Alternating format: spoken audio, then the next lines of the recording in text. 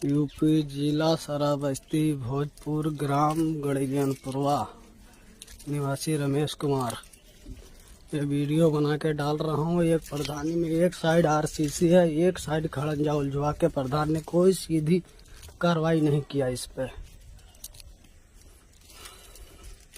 देख लो, अब यहाँ का ना तो कोई निकासी प्रधान दे रहे हैं ना कुछ, ना यहाँ कोई कॉलोनी मिल रही है प्रधान पे। एक पाल लोगों को दे रहे हैं कॉलोनी और हरिजन बिरादरों को कॉलोनी नहीं मिलती है यहाँ पे। यहाँ प्रधान की ऐसे चलती हुई है कि जो कॉलोनी नहीं देते हैं यहाँ पे।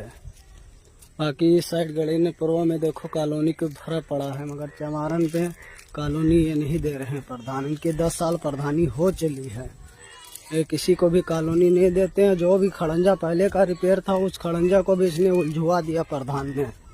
उसके बाद इस खड़ंजे का कोई रिपेयरिंग नहीं किया है प्रधान ने।